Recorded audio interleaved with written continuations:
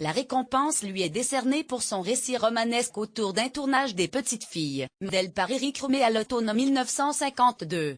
50 ans plus tard, une spécialiste de la comtesse de Ségur et un étudiant mènent l'enquête.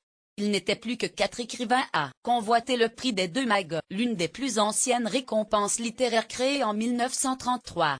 Jean-Baptiste, Andrea, Alice Fernet, Philippe Villain, et Julie Walkenstein. Et c'est cette dernière qui l'emporte avec son roman, Les Vacances, publié chez Paul, éditeur récemment décédé. Par cette voie au premier tour. Les Vacances narre l'histoire d'un tournage cinématographique. À l'automne 1952, Éric Roumé tourne son premier long-métrage, inspiré par Les Petites Filles modèles. Presque achevé, le film disparaît. Au printemps 2016, Sophie est professeure à l'université, spécialiste de la comtesse de Ségur.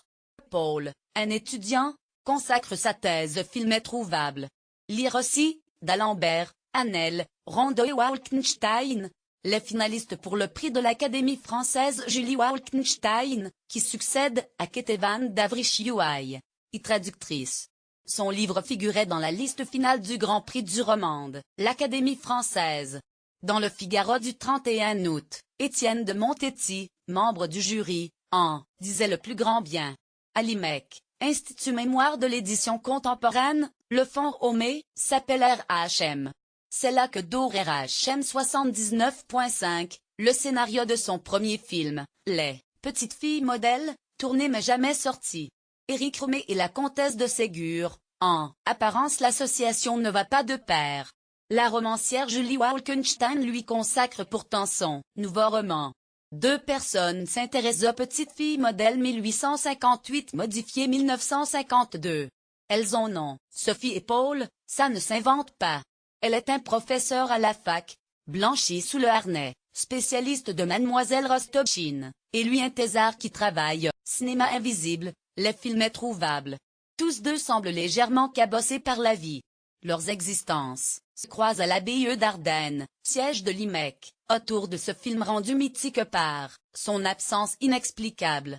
Le roman commence comme une comédie demeure à huis clos, dans le petit monde des chercheurs, leurs sociotypes et leurs travers.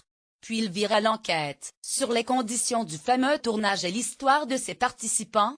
La clé du film, et de sa disparition serait-elle à chercher du côté du producteur, un mystérieux Joseph Kiké, Paul et Sophie écument le bocage normand, le château des Nouettes et celui du champ de bataille, le musée d'Aube.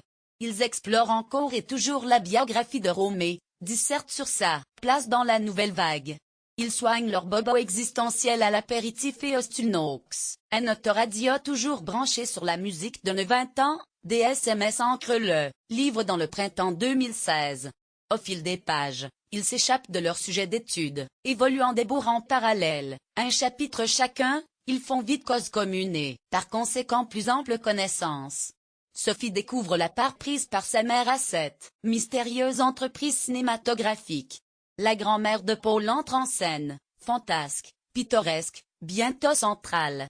Sans rien dire, avec son ton à elle, élégant, discret, Julie Walkenstein passe de l'univers feutré, de la comtesse et du cinéaste à un roman plus ambitieux, foisonnant comme la vie, Les Vacances, de Julie Walkenstein, p.o.l. 363 p. 18,90 €.